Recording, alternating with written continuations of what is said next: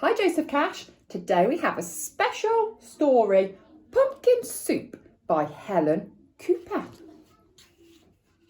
Deep in the woods, there's an old white cabin with pumpkins in the garden. There's a good smell of soup, and at night, with luck, you might see a bagpiping cat through the window, and a squirrel with a banjo, and a small singing duck.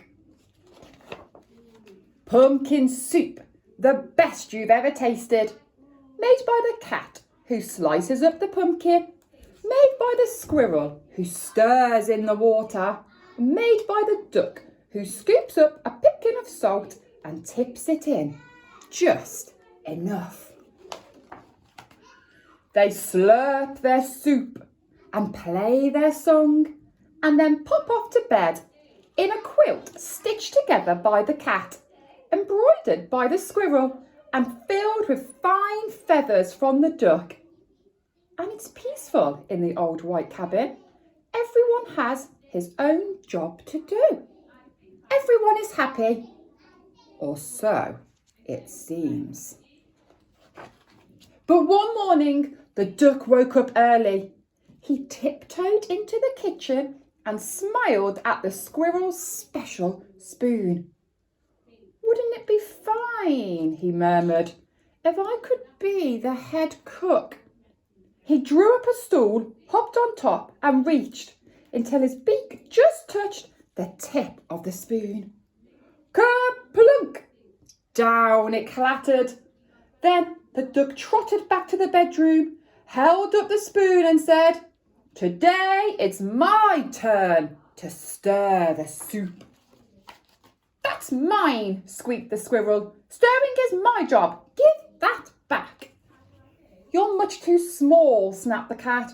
"We'll cook the way we always have." But the duck held on tight until the squirrel tugged with all his might. And whoops! The spoon spun through the air and bopped the cat on the head. Then there was trouble. A horrible squabble, a row, a racket, a rumpus in the old white cabin. "I'm not staying here," wailed the duck. "You never let me help with anything."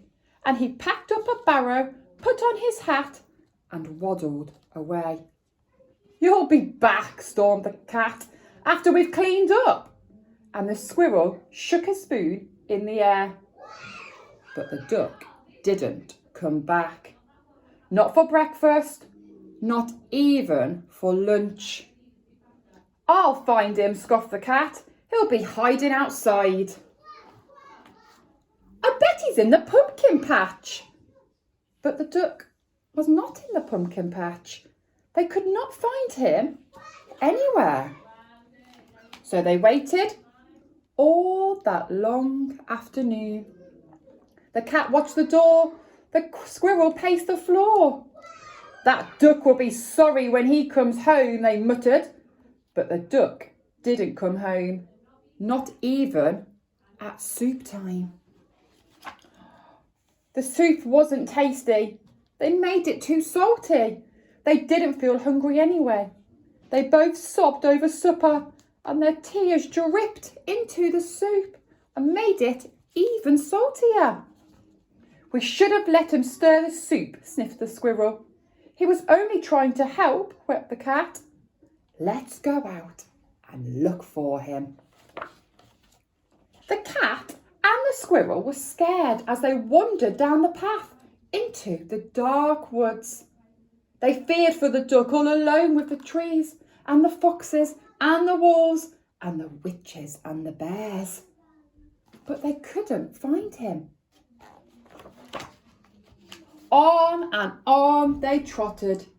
They reached the edge of a steep cliff. "Maybe he fell down that," wailed the cat.